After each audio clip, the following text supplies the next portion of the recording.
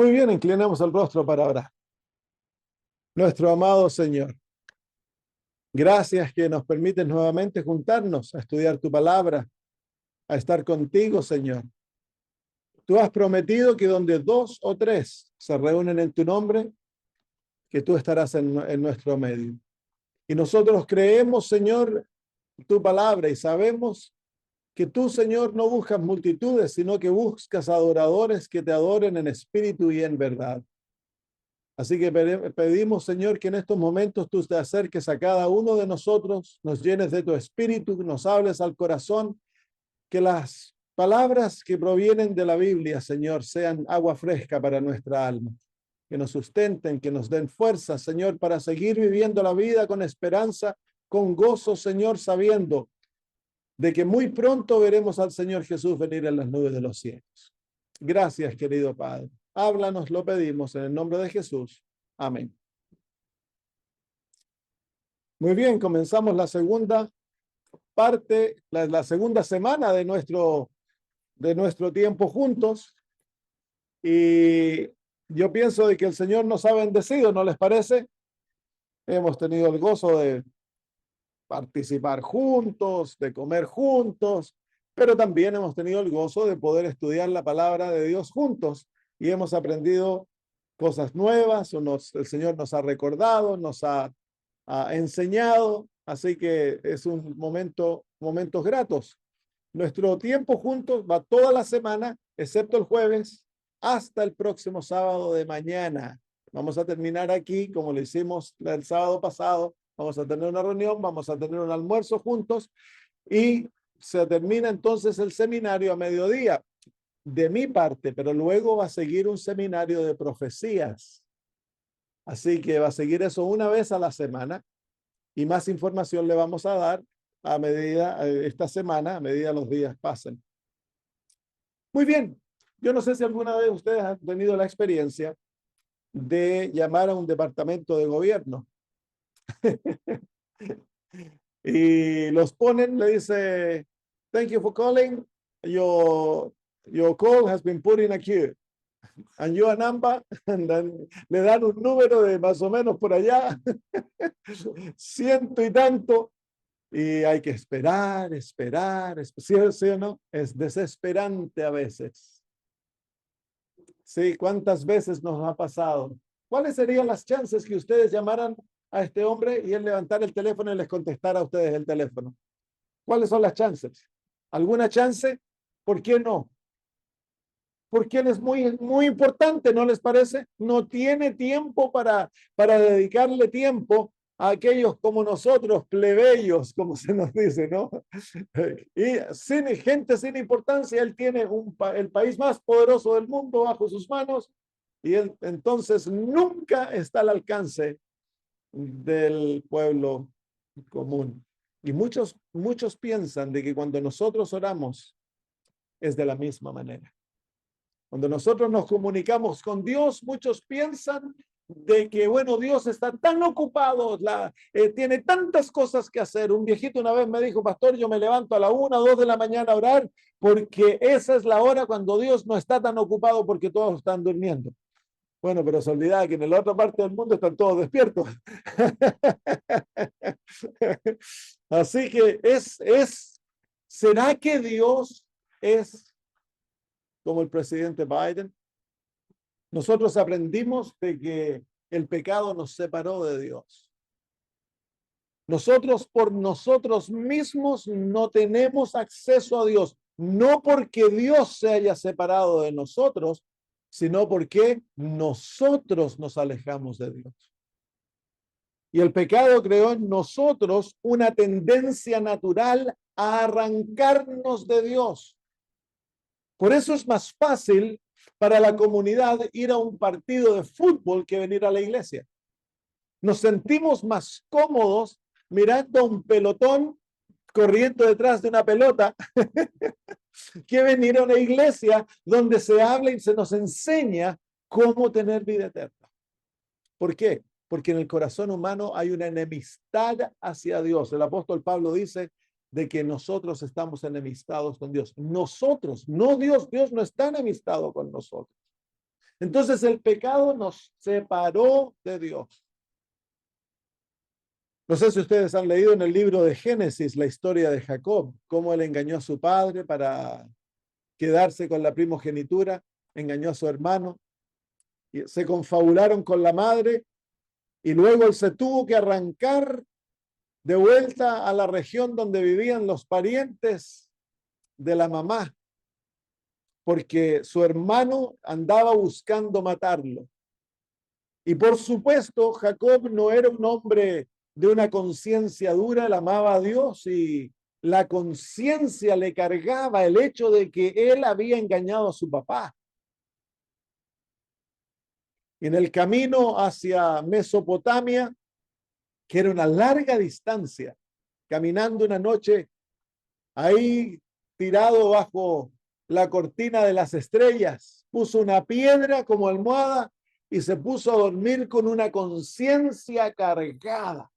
Este hombre había hecho lo malo y sin embargo Dios le dio un sueño que le trajo esperanza. Él soñó con una escalera que la parte de abajo de la escalera estaba apoyada en la tierra y la parte de arriba de la escalera estaba apoyada en el cielo, y por esas escaleras había una comunión constante entre el cielo y la tierra. Él vio ángeles bajar y subir por aquella escalera. Era un sueño, Dios dándole aliento a Jacob, que a pesar de que él había pecado, él no lo había abandonado. Y que a pesar de que el pecado lo había distanciado de Dios, Dios había proveído una unión, un punto de unión entre el hombre y él. No estábamos separados. Muchos años después, siglos después, Jesús se refirió a esa escalera cuando él dijo y le dijo, hablando Jesús, de cierto os digo, de aquí en adelante veréis el cielo abierto y a los ángeles de Dios subiendo y descendiendo sobre el Hijo del Hombre. ¿A quién representaba aquella escalera? A Jesús. Jesús es el don de Dios a través del cual la raza humana que fue separada por el pecado ha sido reinstituida a una unión con Dios. Cristo es la escalera. Él dijo, yo soy la verdad, el camino y la vida. Cristo Jesús es el camino para ir al Padre. Nadie puede venir al Padre sino por mí, dijo él. Él es la escalera.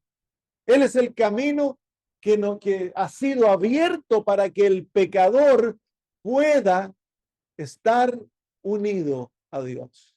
En el libro de Primera de Pedro, capítulo 3, versículo 18, refiriéndose a esto, el apóstol Pedro dice, porque también Cristo padeció una sola vez por los pecados. ¿Cuántas veces tuvo que padecer Cristo?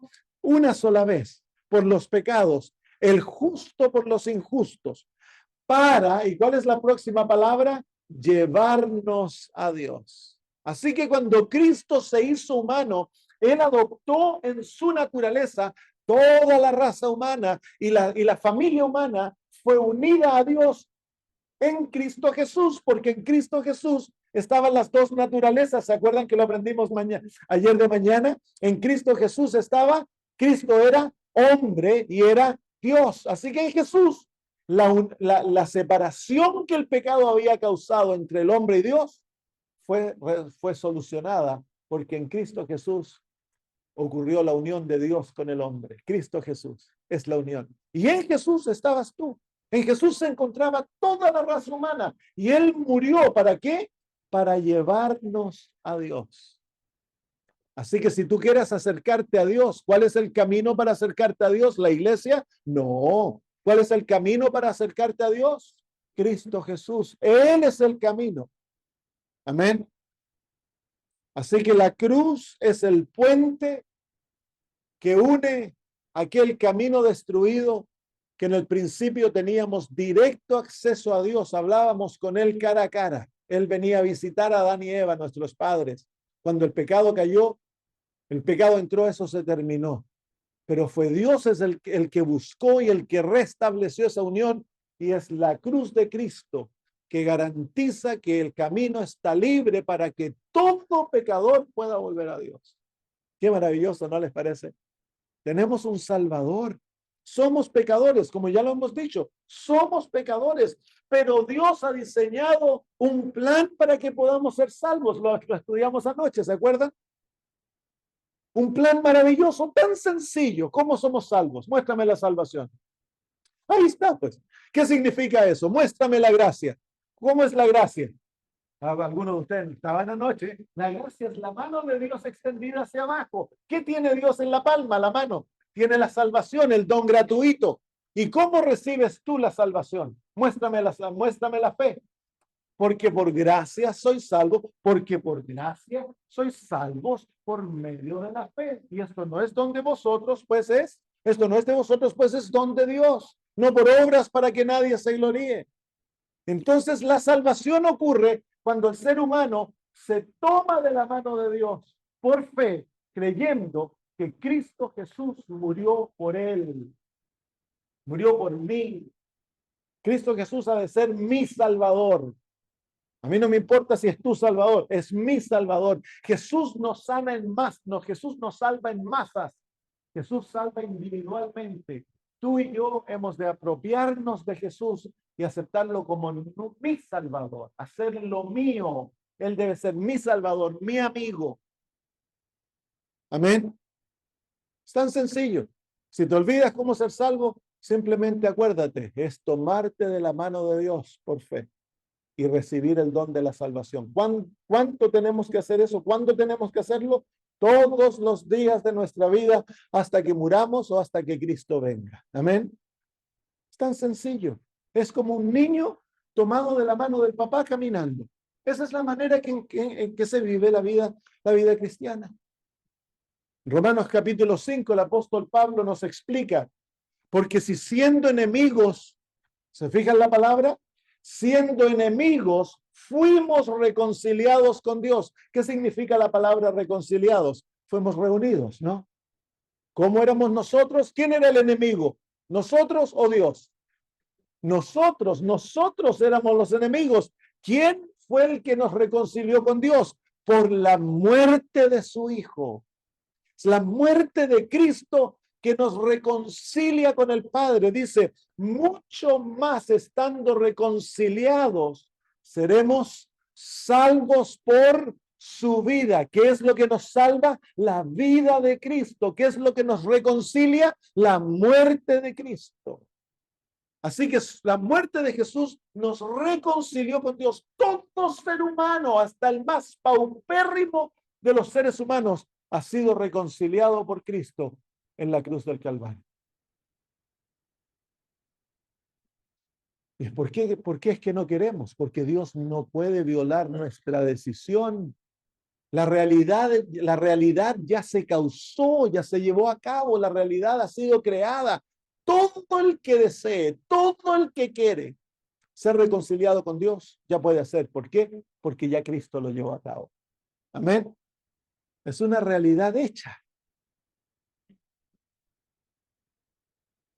Y la vida de Jesús es lo que nos da salvación. Y aquí es cuando vamos nosotros a estudiar esta noche, de que Jesús no es un Salvador muerto. Cuando los del Islam, ellos piensan en su profeta, él está muerto. Cuando los budistas piensan en Buda, él está muerto. Pero cuando los cristianos piensan en Jesús, Jesús está vivo. Y es esa vida que nos garantiza nuestra salvación. En otras palabras, inmenso y maravilloso que fue la muerte de Cristo en el Calvario no era suficiente.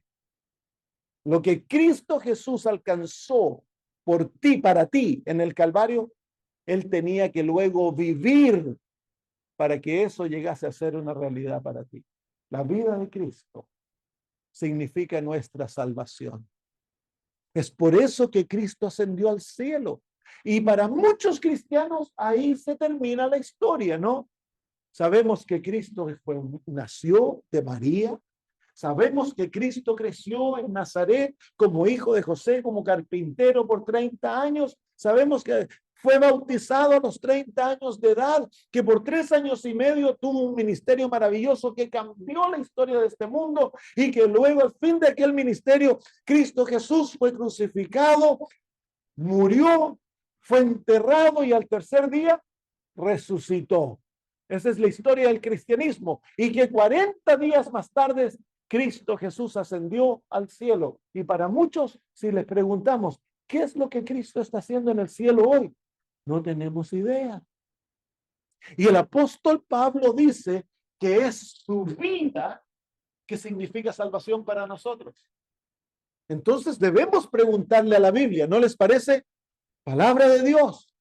¿Qué está haciendo Jesús en el cielo hoy luego que ascendió? Y eso es lo que vamos a estudiar esta noche. Esteban, el primer mártir cristiano, testificó que él vio a Jesús en el cielo. Dice, mas él, Esteban, lleno del Espíritu Santo, puestos los ojos en el cielo, vio la gloria de Dios y a Jesús en pie a la diestra de Dios. Y dijo, he aquí veo los cielos abiertos y al Hijo del hombre en pie a la diestra de Dios. Él lo vio, él testificó ante los judíos que Jesús estaba vivo en el cielo, al que ellos habían crucificado. Y dice la Biblia que los judíos se taparon los oídos y arremetieron contra Esteban y lo mataron, contra Esteban. Lo apedrearon y lo mataron. Fue la última vez que Dios, el Padre, habló directamente a Israel como la nación escogida. Desde ese momento fueron rechazados. Israel hoy ya no es el pueblo de Dios. Hoy todo aquel que escoge a Cristo como su Salvador es pueblo de Dios. Todos. Si tú amas a Jesús, lo amas de todo corazón y has recibido la salvación a través de él, eres descendiente de Abraham, dice la Biblia. Eres hijo de Abraham. Qué lindo, ¿no? Pero más lindo aún es, eres hijo o hija de Dios. Amén. Muy bien, así que, ¿dónde está Jesús? De acuerdo a este versículo, ¿dónde está Jesús? En el cielo, específicamente a la diestra de la mano de Dios. Amén. A la diestra la diestra es la mano derecha, ¿no? Muchos otros versículos se nos muestra a Jesús sentado en el trono a la diestra de la mano de Dios. En otras palabras, queridos hermanos, Jesús comparte el trono con Dios el Padre. Miren qué maravilloso cuadro tenemos. El que se sienta con Dios el Padre es nuestro hijo, es nuestro hermano. Y la mano derecha en la Biblia significa el poder y el favor. En otras palabras, Cristo, nuestro hermano, nuestro hijo, tiene todo el poder y todo el favor de Dios como un ser humano. Jesús no existe en el cielo como Dios, a pesar de que Él es Dios. Él existe en el cielo como representante de la raza humana. Ya lo vamos a ver. Entonces la pregunta es, ¿qué está haciendo Jesús en el cielo? En Hebreos capítulo 8, versículos 1 y 2 leemos, así que la suma de lo que hemos dicho, el resumen de lo que hemos dicho es esto. Tenemos tal sumo sacerdote, el cual está sentado a la diestra del trono de la majestad de los cielos, ministro del santuario y del verdadero tabernáculo que el hombre levantó y no, que el Señor levantó y no el hombre. ¿Qué posición ocupa Jesús en los cielos? Es sumo sacerdote. ¿Qué es esto del sumo sacerdote? Bueno, ese es un cuadro que viene del Antiguo Testamento, del sistema que Dios le otorgó a Israel para que ellos aprendiesen cómo ser salvos. En el sistema del santuario, ya lo vamos a ver, el sumo sacerdote era la posición más alta ante Dios, que el sumo sacerdote era escogido de entre el pueblo para que él representase a Israel en la misma presencia de Dios. En otras palabras, el sumo sacerdote ocupaba una posición de representante ante Dios y hacía unas labores bien importantes y las vamos a ver aquí en Cristo Jesús. ¿Quién es Jesús en los cielos? Es nuestro sumo sacerdote, nuestro representante ante Dios el Padre. En Apocalipsis capítulo 1, versículos 12 y 13, el apóstol Juan vio a Jesús como sumo sacerdote en el cielo. Dice, y me volví a ver la voz que hablaba conmigo. Y vuelto, vi 7 candeleros de oro. Y en medio de los 7 candeleros, a uno semejante al Hijo del Hombre. ¿Quién es el Hijo del Hombre? Jesús es el título favorito de Jesús. Vestido de una ropa que llegaba hasta los pies y ceñido por el pecho con un cinto de oro. Es interesante porque aquí el lenguaje nos muestra, es lenguaje de santuario. Cristo está en el santuario en el cielo como sumo sacerdote y Juan lo ve en medio de 7 candeleros de oro en el santuario terrenal, en el lugar santo. Ya lo van a ver en un cuadro. Habían 7 candelabros que daban luz en ese edificio. Bueno, aquí él lo ve, pero en el cielo, y está vestido ¿de qué? Está vestido con una ropa larga como el sumo sacerdote y en su pecho lleva un cinto de oro. Su pecho está ceñido con una placa de oro. El apóstol Juan vio a Jesús como el sumo sacerdote de la raza humana, representándolo en los cielos. Qué maravilloso, ¿no les parece? La obra de Jesús como sumo sacerdote. Estudiemos ahora entonces qué es lo que Jesús hace en el cielo como sumo sacerdote. En 1 Timoteo capítulo 2, versículo 5 dice, porque hay, ¿cuál es la próxima palabra? Una palabra de 2 letras. Luego solo. ¿Qué significa cuando en español dice un solo? ¿Qué quiere decir? Que hay tan solo uno y no hay nadie más, porque hay un solo Dios y un solo mediador entre Dios y los hombres. ¿Quién es el mediador? Jesucristo, hombre. Jesucristo, hombre. ¿Cuántos mediadores? Un solo mediador. No hay muchos mediadores. El único que media entre Dios y nosotros, o entre nosotros y Dios, es, ¿cuál es su nombre? Jesucristo. Y luego, ¿qué se dice de él? Él no, ¿cómo se dice? ¿Media? Mediador, ¿qué es lo que un mediador hace? Intercede. Media. ¿Qué significa? ¿Cuál es la obra de un mediador? Es traer a 2 partidos que están enemistados para que se amisten. Esa es la obra de un mediador, ¿no les parece? Y entonces Jesús murió en la cruz. Al morir, él creó una realidad en la cual él trajo los 2 partidos enemistados y los hizo uno. Pero esa es una realidad universal. Ahora él vive como nuestro mediador, como nuestro representante. Él es el único que tiene la capacidad de hacer eso. ¿Por qué? Porque él es el único que puede hacerlo. Ya les muestro por qué. Dice, y por causa de esto, él es mediador del Nuevo Testamento.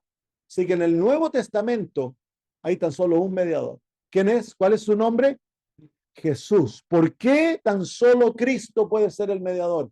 Porque Cristo tan solo fue el que murió por la raza humana. No hay otro ser que pueda ser el mediador. El Padre no puede ser el mediador. El Espíritu Santo cumple una función de mediador, pero no es en la función de Cristo Jesús. Cristo Jesús cumple la función de mediador como ser humano.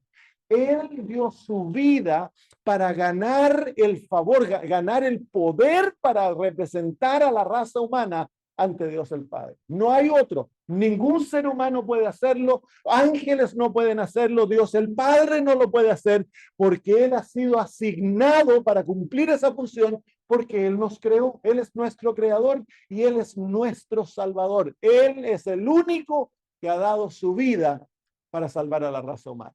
Por lo tanto, Él es el único que puede representarnos ante Dios. ¿Por qué? Porque Él es hombre y Él es Dios a la misma vez. Así que si tú has escuchado que hay otros que interceden por ti en el cielo, no es verdad. ¿Cuántos hay? Uno solo. ¿Cuál es su nombre? Jesucristo, hombre. Romanos 8:34, el apóstol nos muestra otra labor que Jesús hace en los cielos. Dice, ¿quién es el que condenará? Cristo es el que murió, y más aún el que también resucitó, el que además está a la diestra de Dios, el que también, ¿cuál es la próxima palabra? Intercede por nosotros. Así que él como sumo sacerdote es nuestro mediador y también es nuestro intercesor. En Apocalipsis 8, el versículo 4, 3 y 4, perdón, no escribí el versículo 3, los versículos 3 y 4, el apóstol Juan vio en el símbolo de un ángel, el ministerio de intercesión que Jesús hace por nosotros. Dice, y otro ángel vino y se puso en pie delante del altar, teniendo un incensario de oro. Y le fue dado mucho incienso para que lo ofreciese con las oraciones de todos los santos sobre el altar de oro que estaba delante, ahí me comí una parte, delante del velo. ¿Eso es lo que dice ahí? El humo del incienso subió de la mano del ángel delante de Dios con las oraciones de los santos. Miren qué lindo el cuadro. En el Antiguo Testamento, en el lugar santo del santuario, había un pequeño altar que se llamaba el altar del incienso. Y en ese altar se ofrecía incienso mañana y tarde, a la hora del sacrificio. Cuando se ofrecía el sacrificio en la mañana y en la tarde, gente venía a orar alrededor del santuario. Y cuando ellos oraban, el sacerdote ofrecía incienso para mezclarlo, como dice ahí, con las oraciones de los santos. Ese incienso es símbolo maravilloso de la justicia de Cristo Jesús. Del trono, ya. Estaba delante del trono. Entonces, esto es símbolo de la intercesión de Jesús. Cuando tú oras, Jesús toma tus oraciones, porque tú no mereces que Dios escuche tus oraciones. ¿Por qué? Porque todos hemos pecado, fuimos distanciados. Dice que nuestras iniquidades nos han separado de Dios, tanto que Él no escucha nuestras oraciones, dice la Biblia. Entonces, ¿cómo puede ser que nuestras oraciones sean escuchadas y respondidas? Que el Señor las hace. Cuando oramos, el Señor responde a nuestras oraciones. ¿Cómo es posible de que Dios responda a nuestras oraciones? Bueno, hay un proceso que toma. Cuando la oración llega al cielo, se eleva ante Dios, Jesús presenta su vida, su justicia, su perfección, su pureza, su santidad, su victoria sobre el enemigo. Su muerte en la cruz es presentada como el argumento por el cual tus oraciones deben ser respondidas. Esa es la obra de intercesión. Cada vez que oras, eso es lo que ocurre. El Señor presenta esas oraciones como que fuesen sus propias oraciones. Qué maravilloso, ¿no? Y quiero que notes de que ese es el Señor Jesús que intercede por ti personalmente. Él es el que intercede en tu favor ante Dios el Padre, constantemente.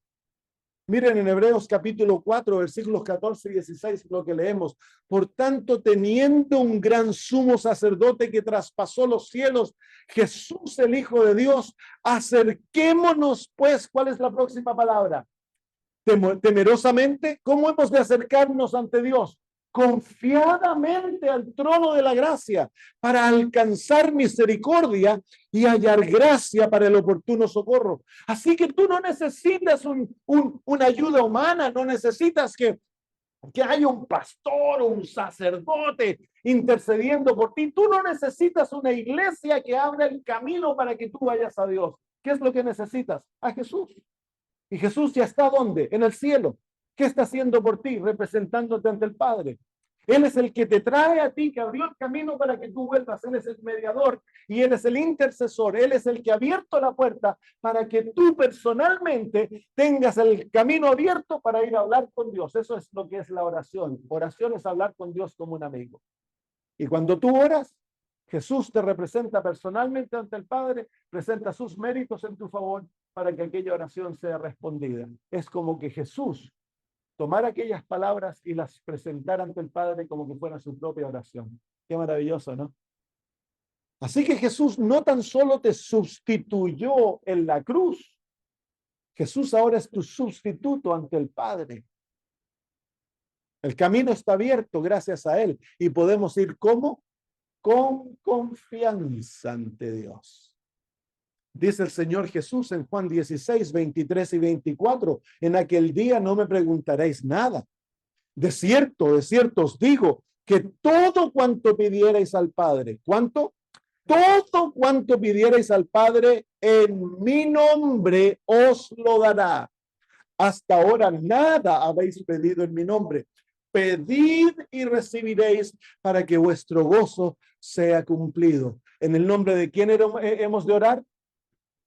En el nombre de Cristo Jesús, no en el nombre de un santo, no en el nombre de una virgen, no en el nombre de alguien que sea poderoso, famoso, no, el único nombre dado a los hombres a través del cual somos aceptos ante Dios es el nombre de Jesucristo. Así que hemos de bañar nuestras oraciones en el nombre de Jesús. Hemos de humillarnos ante Dios y reconocer, Padre, yo no merezco nada de tus manos, pero tengo el derecho de recibirlo todo, no por mis obras, sino por Cristo Jesús. Él es nuestro intercesor. Él es el que ofrece el incienso maravilloso de su vida perfecta y su muerte victoriosa. Él lo presenta en tu favor. ¿Qué seguridad nos da eso, no? ¿No crees? ¿Qué seguridad te da el venir ante Dios y orar y saber de que gracias a Jesús tu oración es contestada, es escuchada y contestada? Así que si estás en problema, no tienes que llamar al pastor para que ore por ti. Si estás en problema, ¿qué tienes que hacer? Hablarle a tu papito que está en el cielo directamente. ¿En el nombre de quién? ¿En el nombre de quién? De Jesús. ¿Y cuál es la confianza? De que porque Jesús se presenta ante el Padre representándote, ¿qué va a pasar con esa oración? Va a ser respondida. Amén. Qué maravillosa, qué maravilloso don Dios nos ha dado para que el pecador pueda volver a Él confiadamente, teniendo plena confianza de que sus oraciones son escuchadas y respondidas. Tenemos un sumo sacerdote que nos representa, que es nuestro mediador y nuestro intercesor ante el Padre. En 1 de Juan capítulo 2 versículos 1 y 2 leemos: hijitos míos, estas cosas os escribo para que no pequéis. Ese es el objetivo del plan de la redención, que el ser humano no peque. Y si alguno hubiere pecado, ¿qué dice ahora? Abogado tenemos para con el Padre, a Jesucristo el justo. ¿Qué otro papel cumple Jesús en el cielo por ti y por mí? Él es nuestro abogado. Así que Él aboga por ti, pero un abogado cumple sus funciones ¿en qué contexto? Sí, defender, pero ¿cuál es el contexto? Es en un juicio, es una corte, ¿no? Así que cuando llegue la hora del juicio, tú puedes tener confianza. ¿Por qué? Porque tenemos abogado defensor. ¿Quién es él? Es mi Salvador, es mi sumo sacerdote, es el que media por mí ante Dios y que intercede por mí. Y cuando llegue la hora que mi nombre aparezca en el cielo, en el día del juicio, Jesús me representará como mi abogado. Qué maravilloso, ¿no? Qué lindo el cuadro que se nos presenta. Dice: abogado tenemos para con el Padre, a Jesucristo el justo, y Él es la propiciación o el pago por nuestros pecados, y no solamente por los nuestros, sino también por los de todo el mundo. ¿A quién has de confesarles tus pecados? ¿A quién hay que confesarle los pecados? Al Padre. Así que no hay que irle a confesar los pecados a la iglesia, al pastor. No, tengo que escuchar tus pecados. ¿A quién hay que confesarle los pecados? Directo al Padre, en la plena confianza que cuando tú le confiesas los pecados al Padre, Jesucristo aboga por ti, intercede. Qué lindo, ¿no? En 1 Juan 1:9 tenemos esta confianza. Si confesamos nuestros pecados, Él, el Padre, es fiel y justo para perdonar nuestros pecados y limpiarnos de toda maldad. ¡Qué maravillosa promesa! ¿Cuál es la condición? Confesar el pecado. Tú vas donde el Padre y le dices, Señor, yo he cometido un error, perdóname en el nombre de Cristo Jesús. Él murió por mí. ¿Qué va a hacer el Padre? Te perdona inmediatamente. No tienes que hacer mandas, no tienes que dar dinero, no tienes que flagelarte y tratarte mal. No, ¿qué tienes que hacer? Simplemente creer la promesa de Dios, de que ante el Padre está tu Salvador y que gracias a Él eres acepto. Amén. No es por ti, es por quién. Por Jesús. Jesús es tu garantía. Aférrate a Él, no confíes en ti, no te mires a ti. Si tú te comienzas a mirar a ti, te comienzas hoy que soy malo, que Dios nunca me va a aceptar, que soy indigno, no, que todo esto me siento sucio, malo, bueno para nada, olvídate de ti. Jesús ha dado un Salvador perfecto. Él es tu garantía. Él es tu salvación. Él vive por ti. Jesús es un intercesor comprensivo, compasivo. Él sabe lo que significa ser un ser humano. Miren los próximos textos. Hebreos 2:10-11. Porque le era preciso a aquel por cuya causa son todas las cosas. Ese es el Padre, Dios el Padre. Y por quien todas las cosas subsisten, habiendo de llevar a la gloria muchos hijos. ¿Quiénes son esos hijos? Nosotros.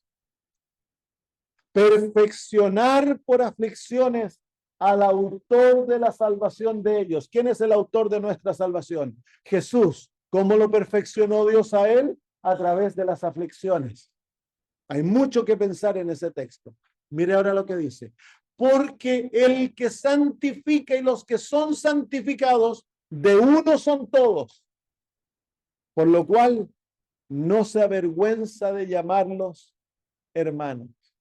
Qué maravilloso, el Dios del cielo llegó a ser nuestro hermano. Jesús, el que se sienta a la diestra del Padre, es tu hermano. ¿Por qué? Porque Él sabe lo que significa ser humano. Él fue afligido, Él sufrió, Él padeció. Él nació de una madre que la acusaron de ser una mujer de bajos morales. Fue rechazada, fue tratado Él como un bastardo desde niño. Creció en un hogar pobre. Jesús era lo que decimos en inglés un trading. Él era un carpintero. Creció por 30 años. El papá murió cuando era niño y él tomó de temprana edad el proveer para la familia. Por 30 años fue nada más que un carpintero. Fue despreciado, desdechado, maltratado, abusado. Desde que nació lo trataron de matar. Él sabe lo que es tener pobreza. Él sabe lo que es ser rechazado. Él sabe lo que es dolor. Él sabe lo que es sufrir. Él sabe. Eventualmente lo crucificaron, lo escupieron, mintieron de él, lo trataron como basura. Fue todo el camino a la cruz, fue un camino sangriento. Así que cuando tú vienes sufriendo, no tienes ahí un intercesor que es frío como una piedra. Tienes un hermano que te entiende, que sabe en su propia naturaleza lo que significa ser un ser humano. Qué lindo, ¿no? Amén. Dios el Padre se aseguró de tener a su mano derecha un ser humano para que cuando tú y yo vamos llorando al trono de la gracia, nuestro Salvador sabe lo que significa. Cuando tú y yo vamos con sentidos de rechazo, maltrato, Él sabe lo que eso significa. Es un Salvador, es un intercesor comprensivo, Él te comprende, Él te entiende, Él es compasivo, no es duro como una piedra. En Hebreos 2, 17 y 18 dice, por cuanto le era preciso en todo ser semejante a sus hermanos. ¿En cuánto? En todo. ¿A quién? A sus hermanos. ¿Quiénes son sus hermanos y hermanas? Nosotros, pues. En todo semejante a sus hermanos para venir a ser, ¿cuál es la próxima palabra? Misericordioso y fiel. Él es fiel y misericordioso, su sacerdote, en lo que a Dios se refiere, para expiar los pecados del pueblo, porque en cuanto él mismo padeció siendo tentado, es poderoso para socorrer a los que son tentados. Así que cuando eres tentado y llegas al trono de la gracia, encuentras ahí a tu hermano, te dice, hermano, hermana, yo sé lo que estás pasando.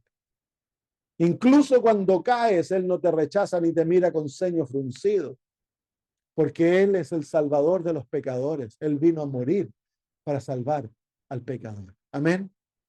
Qué maravilloso es el plan de la redención. Jesús sabe lo que significa ser tentado y sufrir como un ser humano. En Hebreos 4:15 leemos, porque no tenemos un sumo sacerdote que no pueda compadecerse de nuestras flaquezas, sino uno que fue tentado en todo según nuestra semejanza, pero aleluya, sin pecado. Amén. Claro que sí. Así que Él se compadece de ti en tus pruebas. No hay nada que puedas pasar que Él no haya en principio experimentado. Y lo más lindo es que Jesús te puede librar de todos tus pecados. Mira la próxima promesa, Hebreos 7:25, por lo cual puede también salvar perpetuamente a los que por él se acercan a Dios, viviendo siempre para interceder por ellos. En otras traducciones dice, por lo cual puede también salvar hasta lo sumo a los que por él se acercan a Dios. Así que, ¿de qué te puede salvar Jesús? De todo. ¿De qué te puede librar? De todo. No importa la adicción, no importa el problema de carácter, no importa las flaquezas, las luchas que tengas en tu vida. Recuerda, tienes un intercesor ante el Padre, el cual tiene todo el poder para librarte, y él obtuvo ese poder para ser tu salvador a través de su muerte, de su resurrección. Así que no te desanimes. No permitas que tus caídas te alejen de Dios. Lo opuesto, corre a Él, porque hay solución para nuestro problema. Hay libertad, hay victoria. Cristo Jesús ya lo obtuvo. Él es la garantía de nuestra salvación. Amén. Claro que sí. Cristo vive constantemente para interceder por ti. Constantemente está ante el Padre. Su trabajo de tiempo completo es ser sumo sacerdote. Él no deja ahí, bueno, padre, ya cumplí 8 horas, ahora marco la tarjeta y me voy a hacer otras cosas. No, 24 horas al día. Cristo está constantemente ante la presencia del Padre, intercediendo por ti. Cuán precioso eres para Jesús. Cuán preciosa eres para Jesús. Ahora, hablemos un poquito del lugar donde Jesús lleva adelante su obra de intercesión. En el libro de Hebreos capítulo 8, versículos 1 y 2 leemos, así que la suma de lo que hemos dicho, el resumen de lo que venimos diciendo es, tenemos tal sumo sacerdote, el cual está sentado a la diestra del trono de la majestad en los cielos, ministro del santuario y del verdadero tabernáculo que el Señor levantó y no el hombre. Así que Jesús ministra en un santuario que fue hecho por Dios. Así que allá en los cielos hay un santuario, hay un lugar real donde Cristo Jesús cumple su función de sumo sacerdote, y es ahí donde se encuentra el trono de Dios. Así que si el santuario es un lugar real, porque Jesús es real, Jesús es un hombre en el cielo, entonces Dios, el Padre, debe ser un ser real. No es una energía efímera por ahí que anda volando. No, Dios el Padre debe ser tan real como Jesús. pero él no es ser humano. ¿Dónde ministra Jesús? En el santuario. ¿Dónde? Bueno, veamos Hebreos capítulo 9, versículo 11, dice más, estando ya presente Cristo, sumo sacerdote de los bienes que habían de venir por el más amplio y más perfecto tabernáculo o santuario, no hecho de manos, es decir, no de esta creación. Ese santuario no está hecho de gyprock y de ladrillos, no es de esta creación, es de otra creación, de lo que nosotros no tenemos ideas. En la Biblia podemos, como yo le decía el otro día, la Jerusalén, la Santa Jerusalén, está hecha de oro y de piedras preciosas. ¿Cómo es ese santuario? No sabemos. Es la casa de Dios. Es el lugar donde Él mora. Ahí se encuentra Jesús ministrando en nuestro favor. Y luego Hebreos, el versículo 24 dice, porque no entró Cristo en el santuario hecho de mano, figura del verdadero, sino en el mismo donde cielo. ¿Dónde se encuentra ese santuario? En el cielo. Es un santuario hecho por Dios de una creación totalmente distinta a lo que nosotros alguna vez hayamos visto. Para presentarse ahora por nosotros. ¿Por quién? Por nosotros en la presencia de Dios. Así que Jesús ministra en un santuario que está ¿dónde? ¿Que está dónde? En el cielo. Veamos más, ¿qué más la Biblia nos dice de esto? Dice en los versículos 4 al 5 del capítulo 8.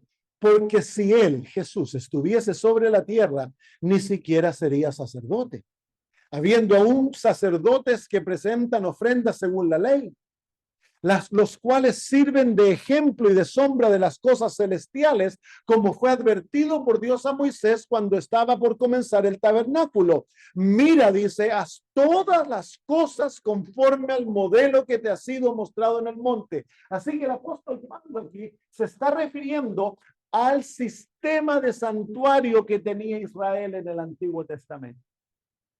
Y él nos dice que en ese sistema, que este sistema era ejemplo y sombra de las cosas celestiales.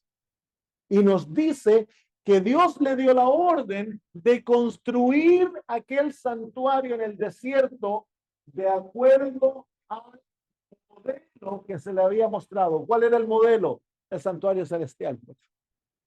Así que lo terrenal era ¿qué? Una efímera sombra de aquello que está en el cielo, que es la gran realidad.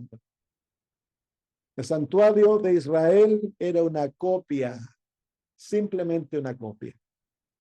En Éxodo 25:8 leemos cuando Dios le dice a Moisés, y que me hagan un santuario para que yo habite. ¿Cuál era el propósito del santuario? Que Dios habitase en medio de su pueblo. Y el propósito del santuario era enseñarle a Israel el plan de la redención. Esto, por supuesto, es un dibujo de un artista porque no tenemos un dibujo en la Biblia del santuario, pero podemos imaginarlo de la manera que es descrito. En el corazón de Israel, las 12 tribus acampaban alrededor del santuario y el santuario se encontraba en el centro de Israel, en el corazón de la existencia de Israel, y en ese templo se encontraba Dios, la presencia de Dios se manifestaba. Era aquí que Israel aprendía la religión, ya lo vamos a ver. Aquí venían los pecadores cuando pecaban y traían sacrificios, y estaba el altar del sacrificio donde se quemaban aquellos sacrificios, y había un proceso a través del cual el pecador era reconciliado con Dios y Dios moraba entre ellos. El propósito del santuario era que Dios morase entre su pueblo sin destruirlo, porque Dios siempre ha querido morar con nosotros. Así que el santuario era 3 grandes divisiones: el patio o el atrio, el lugar santo, que estaba dentro del santuario en sí. El santuario era la casa, estas cortinas hacían el patio, y estaba dividido con 3 velos. Había un velo para entrar al atrio, luego había un velo para entrar al lugar santo, y luego había un velo para entrar al lugar santísimo. Les voy a mostrar una película para que más o menos vean cómo esto estaba hecho.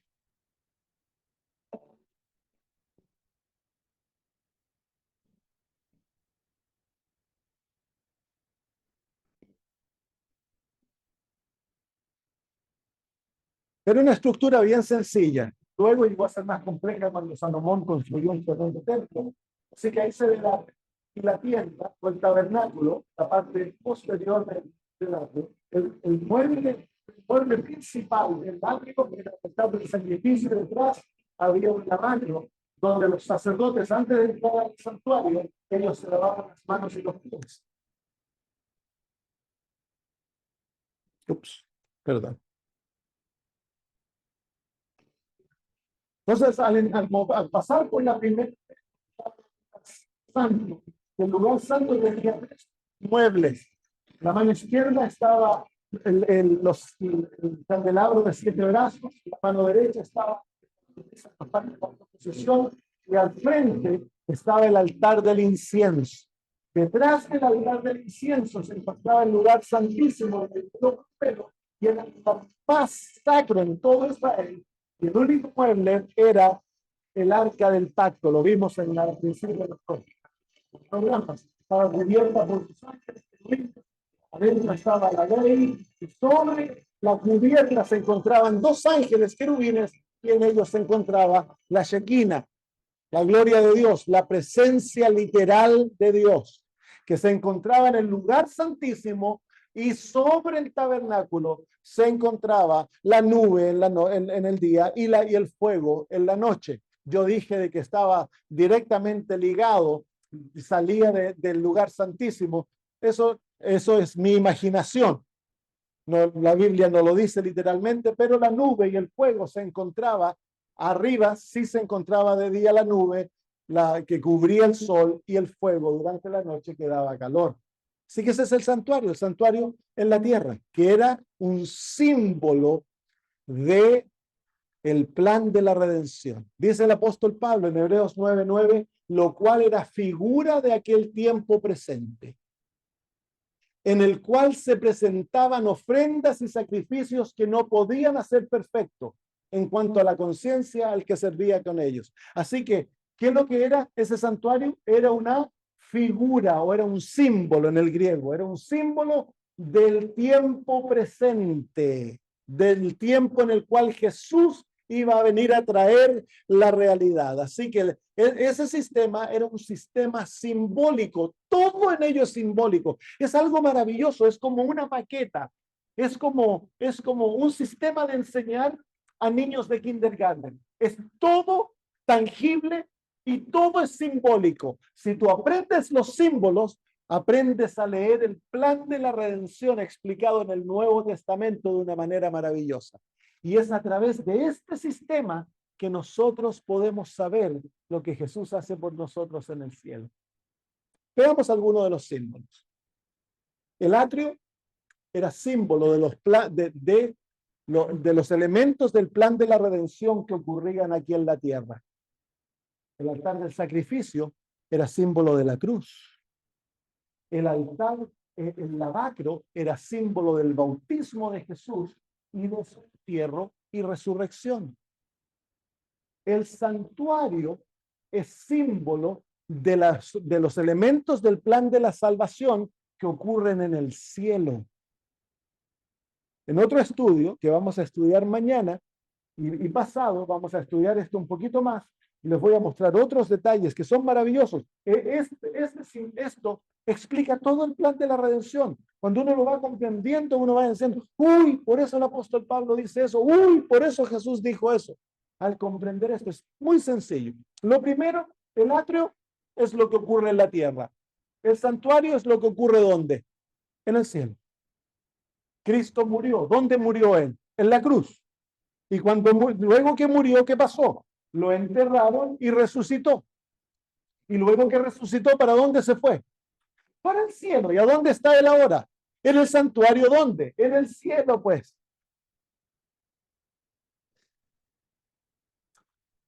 Los servicios diarios se basaban simplemente en los sacrificios. El sacrificio era el centro de todo ello, era el medio a través del cual Dios había proveído para que el pecador fuese reconciliado con él. Así que cuando miramos esto, vamos a ver de que, digamos, de que yo soy una israelita, pequé. ¿Qué tenía que traer yo? Tenía que venir al santuario y traer un sacrificio. Podía ser un cordero, podía ser un pajarito, podía ser, como se llama, un chivito, podía ser un becerro. ¿A quién representa el israelita arrepentido? Cuando él viene al templo ya está arrepentido, él trae su sacrificio. ¿A quién representa? El israelita arrepentido representa al pecador arrepentido. Él trae un sacrificio. ¿Qué representa el sacrificio? ¿A quién representa el sacrificio? Todos los sacrificios, ¿a quién representan en el Antiguo Testamento? A una persona, a Cristo Jesús. ¿Se fijan cómo esto enseña de que si tú has pecado, no tienes que confiar en tus obras? ¿Qué tienes que hacer? Tienes que venir a Dios, al santuario, y aferrarte al sacrificio, tomarte de lo que Cristo ha hecho por ti. ¿Qué hacía luego el pecador? Un sacerdote lo encontraba en la puerta. Y el sacerdote le traía un cuchillo. Él entraba un poquito más allá de la puerta y él degollaba el sacrificio mientras confesaba sus pecados sobre su cabeza. Una vez que eso ocurría, él se iba a casa perdonado y luego el sacrificio, partes o a veces todo el animal, eran quemados sobre el altar del sacrificio. ¿Qué representa el altar del sacrificio?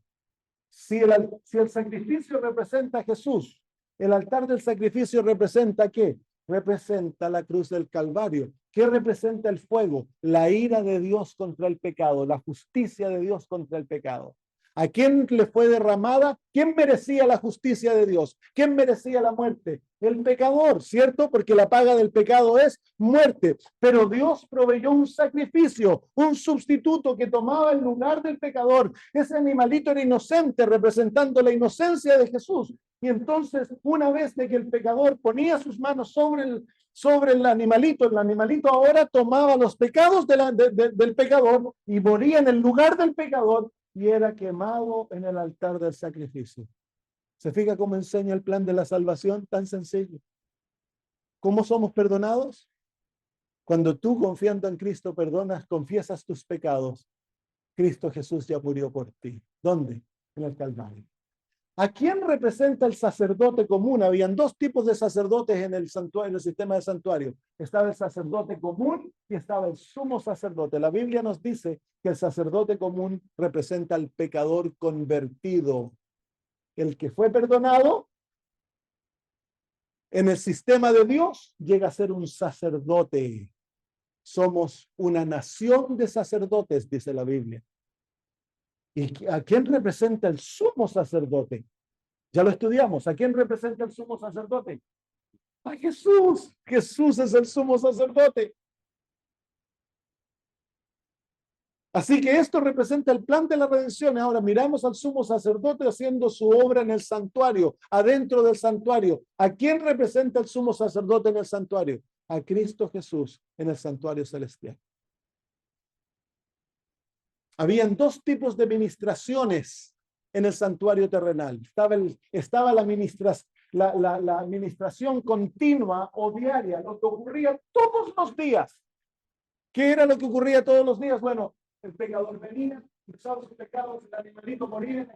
Aquí parte de la sangre era puesta en un pocillo y los sacerdotes la llevaban al lugar santo y la asperjaban la sangre, ya sea en los cuernos del altar o sobre el velo, simbolizando que el pecado había sido transferido a través del sacrificio y del sacerdocio al santuario.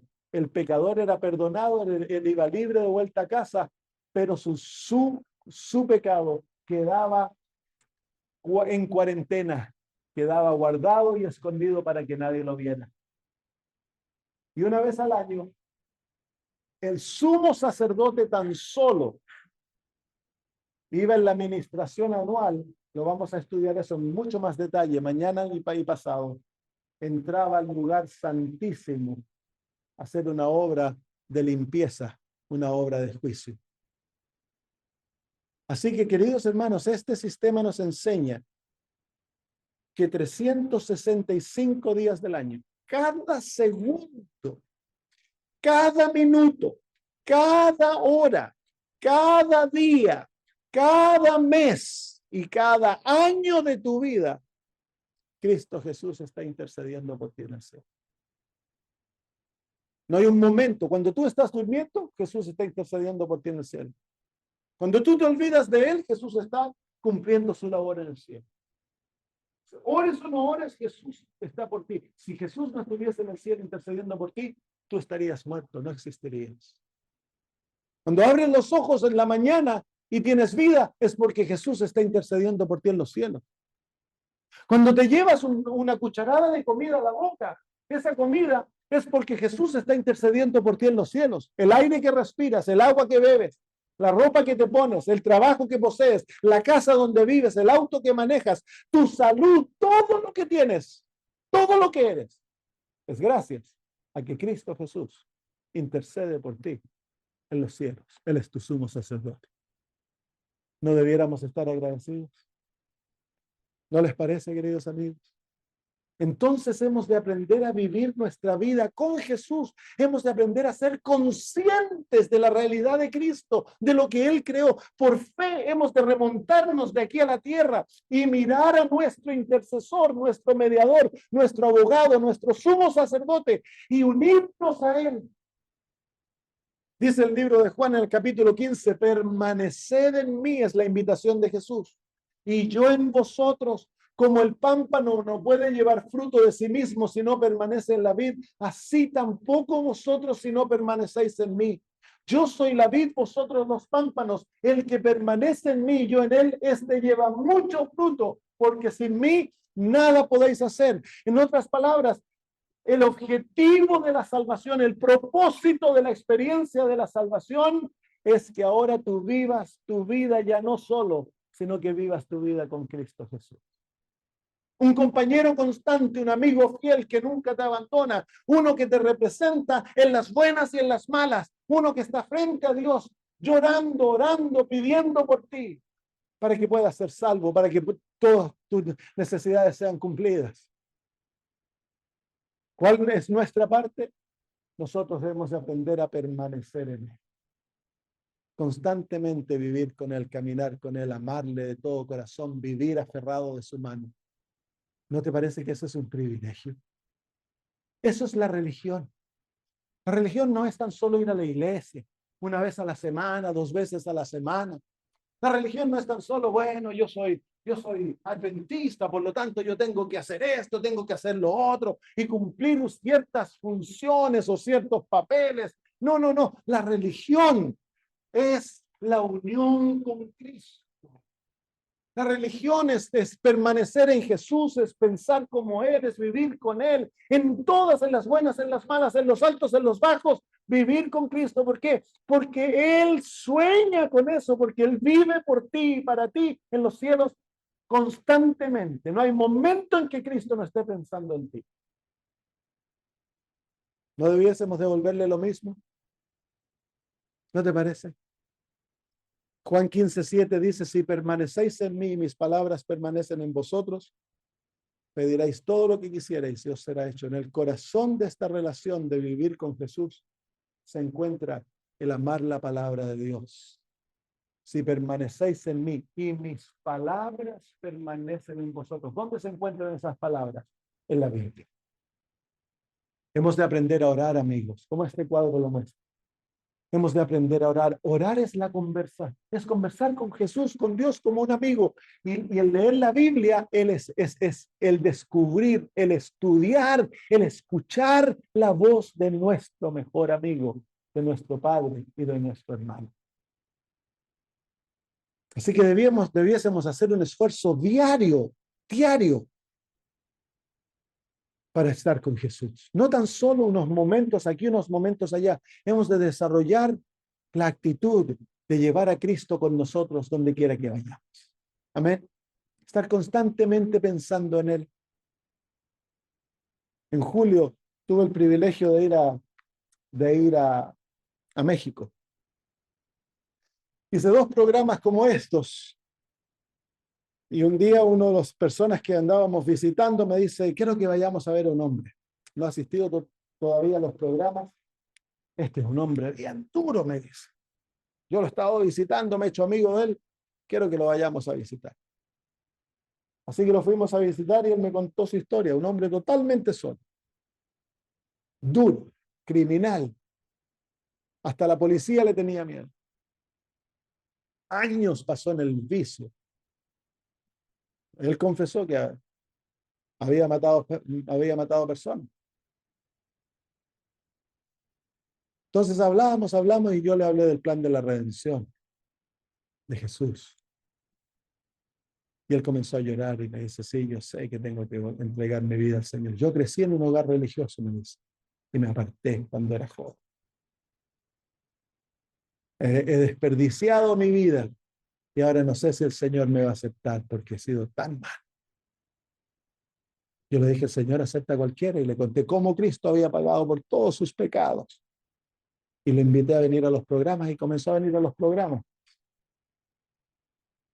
Y al final de los programas se entregó a Cristo de todo corazón y fue bautizado. Una vida transformada por la gracia divina. Amén. Un criminal que le entregó su corazón a Cristo. Lloraba ese hombre cuando pasaba adelante las noches que hacía decisiones. Le corrían las lágrimas por su mejilla. Me dijo, yo hace tantos años que no lloraba. Tantos años. El Espíritu Santo lo tocó. ¿Y por qué es que ese hombre puede ser salvo?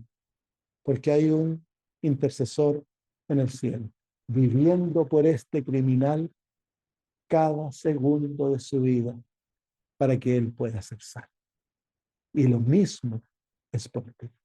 Si tú le abres tu corazón a Jesús y lo recibes como tu Salvador y aceptas la salvación, el sueño de Cristo se hace realidad. Porque ese es el sueño. Jesús lo único que sueña es salvar a los pecadores. Amén. Si fue a la cruz, murió por ti y ahora vive por ti. La muerte te reconcilió con Dios, ya estás reconciliado. La vida te trae salvación. ¿Por qué le vamos a decir que no? ¿No te parece? ¿Por qué le vamos a decir no, Señor?